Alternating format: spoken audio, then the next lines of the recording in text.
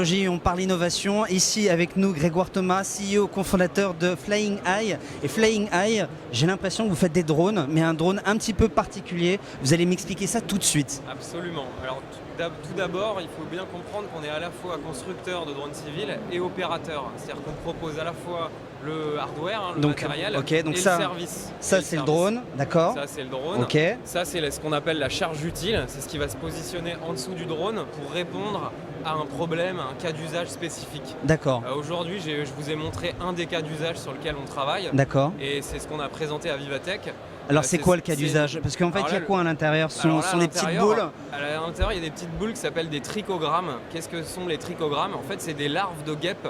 Des larves de guêpes? Voilà, ces larves de guêpes, on va en fait les épandre, c'est-à-dire les distribuer de manière totalement automatisée et programmée sur des cultures de maïs pour soigner une maladie qui s'appelle la pyrale du maïs, qui est en fait un petit papillon. Voilà, on le voit ici. D'accord. Un petit papillon. Et ce petit papillon-là fait beaucoup de mal au maïs? Fait beaucoup de mal, qui fait perdre 20% de rendement sur une année. Le service qu'on propose, en fait, c'est une méthode d'épandage innovante. Parce que les trichogrammes existent déjà depuis quelques années. C'est une méthode totalement biologique, oui. Donc totalement écologique. Traditionnellement, on les distribue à la main ou par hélicoptère.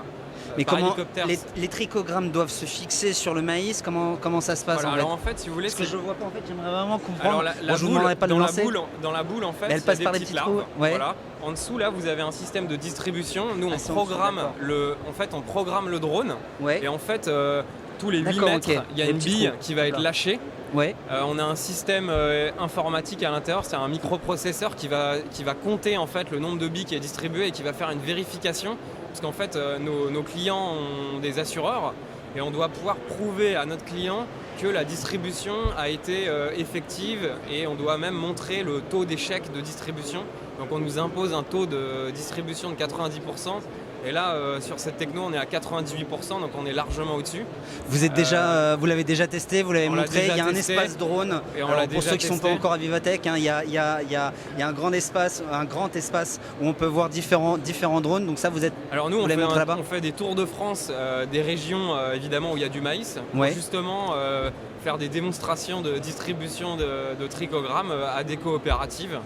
On vient d'être homologué par les 2 plus gros distributeurs de trichogrammes en France.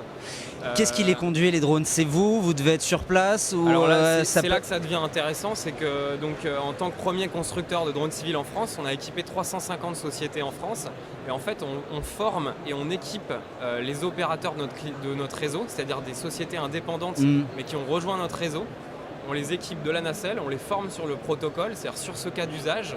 Parce que maintenant, il faut avoir un diplôme ou une licence ou quelque chose comme ça. C'est des gens qui sont formés, diplômés, qui travaillent, qui ont une société, qui fonctionnent, ils sont opérateurs de travail aérien par drone. Nous, on les sélectionne par rapport à leurs compétences et on les réunit au sein d'un réseau pour répondre par exemple à un cas d'usage comme celui de l'épandage des trichogrammes. La problématique des trichogrammes, c'est quoi? C'est qu'il y a deux saisons en fait d'épandage. C'est-à-dire que sur 10 jours, sur 2 fois 10 jours, il faut pouvoir traiter toutes les cultures. Et il y a 110 000 hectares à traiter en France. Donc c'est quand même pas rien. Ouais, sachant qu'on fait 100 hectares par jour. D'accord. Donc, en fait, le défi, c'est de pouvoir réunir un réseau suffisamment maillé, suffisamment réactif et très bien formé et très bien équipé, ce qui est déjà le cas en fait. Combien de temps ça dure la formation? Alors la formation, nous, nos clients sont déjà formés au télépilotage. C'est une formation qui dure une semaine, d'accord, en individuel. Un instructeur, un élève, c'est comme ça qu'on travaille chez nous sur le modèle de l'aéronautique. Okay. Ensuite, la formation sur ce protocole, c'est une journée. D'accord. Parce que tout est programmé. Donc nous, on envoie les programmes de vol à l'opérateur. J'ai envie de dire, il a plus qu'à appuyer sur le bouton et le drone fait tout seul. C'est chouette. À Vivatech, j'imagine que vous avez besoin aussi de partenaires. Je ne sais pas si c'est des investisseurs, des grands groupes pour essayer d'élargir le nombre de vos clients. C'est quoi? C'est quoi vos enjeux? On a été invité par BPI Excellence, parce qu'on vient d'être labellisé BPI Excellence. On est soutenu par BPI. On est en levée de fonds. Pour tout vous dire, pour ne rien vous cacher, on cherche 1 million d'euros en equity pour accélérer notre développement, notamment à l'international et en Afrique. C'est en Afrique votre prochain enjeu Oui, tout à fait. On est en pleine étude de marché sur la partie Afrique de l'Ouest. Donc ça fait partie, évidemment, il y a toutes les problématiques R&D aussi qui sont quand même gourmandes en cash. Mais nous, on a toujours été rentable. depuis 2009 qu'on existe. Vous n'avez fait aucune levée de fonds auparavant? On n'a fait aucune levée de fonds. On a commencé avec mon associé qui est mon frère. On a commencé avec 5 000 € et on a commencé comme ça. Bon, maintenant on a besoin d'accélérer un peu notre développement. Donc BPI nous soutient à hauteur de 700 000 €, ce qui nous permet quand même de mettre les choses en place. On a fait 1,8 million de chiffre d'affaires l'année dernière. Ouais, c'est plus que solide. Ouais, avec un EBITDA confortable, donc je pense que là, pour nous, c'est vraiment le moment de lever, quoi.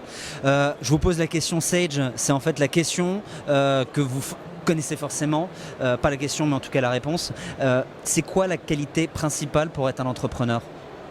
La qualité principale pour être un entrepreneur, c'est qu'il faut foncer. Il y a beaucoup de conseils qui viennent à droite, à gauche, en vous disant oui, il faut bien réfléchir, des problématiques de stratégie.